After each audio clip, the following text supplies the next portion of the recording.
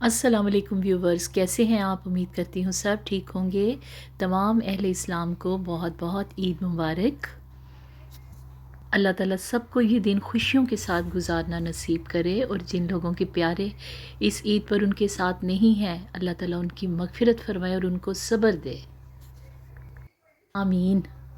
मैं यहाँ शीर खुरमा बनाने लगी हूँ। इसको मैं सेवइयों को पहले फ्राई करती हूँ, हल्का सा, ज़्यादा नहीं, बिल्कुल हल्का सा इसको बटर में फ्राई करके और फिर उसको दूध को पहले मैं रख देती हूँ बॉयल होने के लिए और खूब अच्छी तरह दूध को पकाती हूँ। इसमें इलायची डालती हूँ, सब्ज़ इलायची, चीनी और खोपरा जाता है पिसा हुआ। उसके अलावा साबुत अगर आपके पास खोपरा है तो वो भी डाल दें, गरी जिसे कहते हैं, छोटी छोटी बारीक काट के, और बादाम, कटे हुए बादाम, ये 3 चीज़ें डाल के तो मैं इसको पकने के लिए रख देती हूँ। शीर खुरमा इस ऐसे ही बेस्ट बनता है अगर आप दूध को अच्छी तरह से खूब पकाएं। ये तकरीबन हाफ आवर हो गया इसको पकाते हुए और अब इसमें मैं फ्राई करके ये सेवइयाँ डालूँगी और उसके बाद फिर बाकी के नट। ये पिसे हुए बादाम है और ये खोपरा भी है, तो ये गार्निश के लिए ऊपर से काट के डालेंगे। ये शीर खुरमा मैंने रात को ही डन करके रख लिया था क्योंकि ये काफ़ी टाइम लेता है और बहुत ही मज़े का बना था। और सुबह फिर हम लोग 5 बजे नमाज़ पढ़ के और फिर मेरे हस्बैंड वगैरह तैयारी करने लगे मस्जिद जाने की। मेरा बेटा और मेरा हस्बैंड मस्जिद के लिए तैयार हो गए। उनकी सारी चीज़ें मैंने एक दिन पहले ही रात को तैयार करके रख दी थी।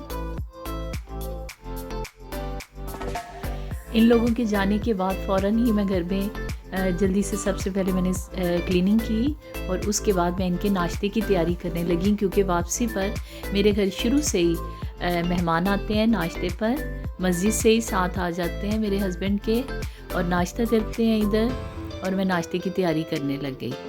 और फिर उसके बाद शाम को गेस्ट आ जाते हैं। ईद का दिन मेरा बहुत ही मसरूफ़ गुज़रता है अल्हम्दुलिल्लाह। मैंने जल्दी से पहले चने बॉयल कर लिए। चने बॉयल थे मेरे पास, हमारे इधर बॉयल मिल जाते हैं, और फिर उनको तैयार किया क्योंकि शीर खुरमा तो मैंने बना लिया था रात को, लेकिन नाश्ते में और भी चीज़ें होनी चाहिए।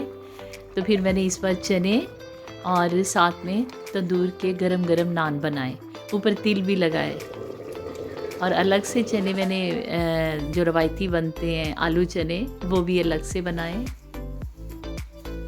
मेहमान आ गए थे, नमाज़ पढ़ के आ चुके थे और फिर इन लोगों ने नाश्ता किया।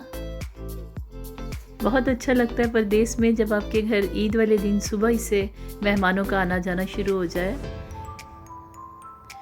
और इन लोगों के जाने के बाद फिर मैंने जल्दी से साथ साथ ही डिश वॉशिंग के बाद मैं खाने की तैयारी शुरू कर दी मैंने, क्योंकि शाम को फिर मेहमानों ने आना था और मुझे डिनर तैयार करना था सबके लिए। कोरमा बनाया मैंने, चिकन का कोरमा। इसकी रेसिपी भी मैं पहले बता चुकी हूँ। साथ में चिकन के कबाब बना के रख लिए। ये कुकम्बर का रायता था, साथ में बिरयानी थी, बिरयानी बनाई। इन सारे कामों में मुझे सारा दिन लग गया। मेरे हस्बैंड और बेटा आके थोड़ी देर के लिए सो गए, बल्कि पूरा टाइम ही सो गए और मैं कामों में लगी। मेहमान मेरे आ चुके थे और कोई खेल रहा था, बच्चे खेल रहे थे, कोई अपनी अपनी सब एक्टिविटीज़ कर रहे थे। मैं साथ साथ चिकन के कबाब बना लिए क्योंकि खाना सर्व करना था, टाइम हो गया था। बहुत अच्छा दिन मेरा ये वाला गुज़रा, मसरूफ़ बहुत गुज़रा था, लेकिन अच्छा लग रहा था कि ईद में घर में गहमा गहमी है। परदेस में हम लोगों की ईद ऐसे गुज़रती है हमेशा, इतने सालों से, जब से मैं आई हूँ। इसके बाद हम लोगों ने खाना खाया मिलके, सब ने बैठ के। खाने के बाद फिर चाय वगैरह पी, फिर गपशप लगाई, रात देर तक बैठे रहे। इस तरह हमारा ईद का ये दिन गुज़र गया, बहुत ही अच्छा। तो ये था मेरा आज का बस वीलॉग, इतना ही। काफ़ी बिज़ी डे था मेरा, और साथ साथ फ़ोन पर हम पाकिस्तान सबके साथ ईद मुबारक भी कह रहे थे। जर्मन में हमारा ये दिन ईद का ऐसे गुज़रता है, मसरूफ़ तरीन, अल्हम्दुलिल्लाह। बहुत अच्छा दिन था।